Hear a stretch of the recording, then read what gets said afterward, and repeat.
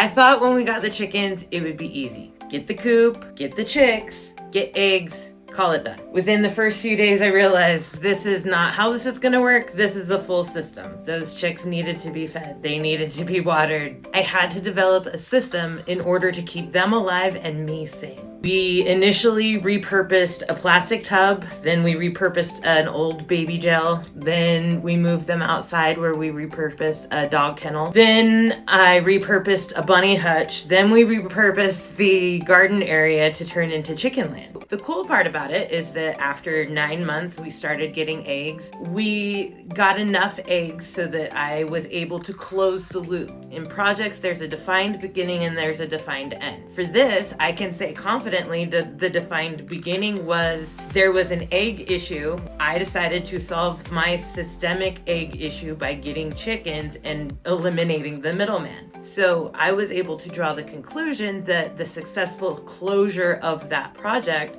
was me having the egg stand. It's a community egg stand available for the neighborhood to get half a dozen or a dozen eggs on a pay what you can base. That is enough for me. That to me successfully closes the project from beginning I need eggs to end I now have enough eggs to feed my family and an abundance where I can share with neighbors.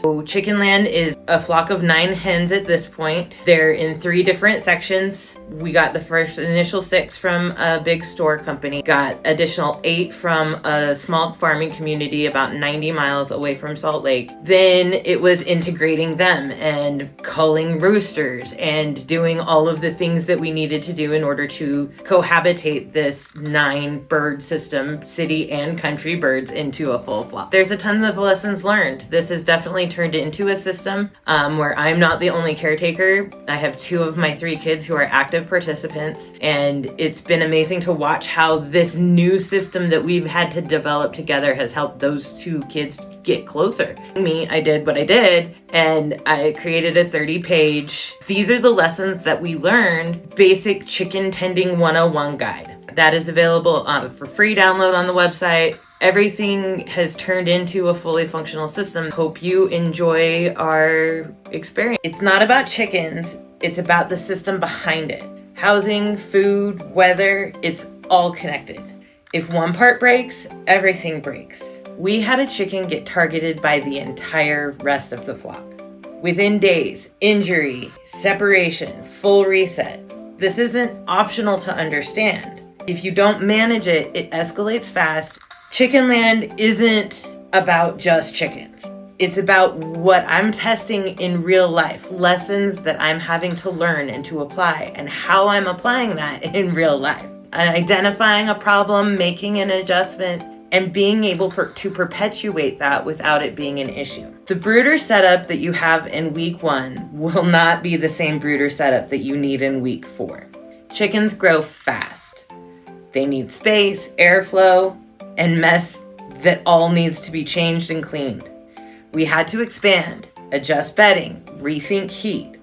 We had to adapt, then we had to document it so that there was clear communication as to what had changed so the next person taking care of the chickens had a clue. We documented the systems that worked for us and the things that happened along the way that didn't. Chickens, in the long run, aren't the hard part. The system within it is. There's housing, there's food, water, weather, safety. They all connect.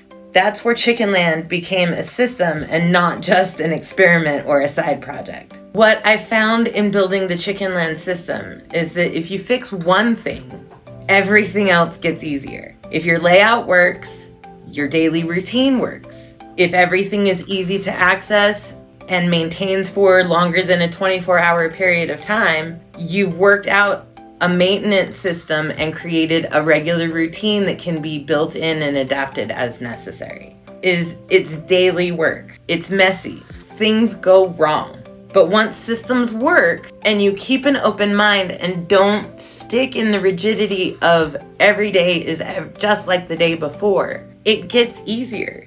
I built Chicken Land to solve a need I had for eggs. What I ended up doing was creating an entire system that works together and that requires agility as it shifts and changes day by day.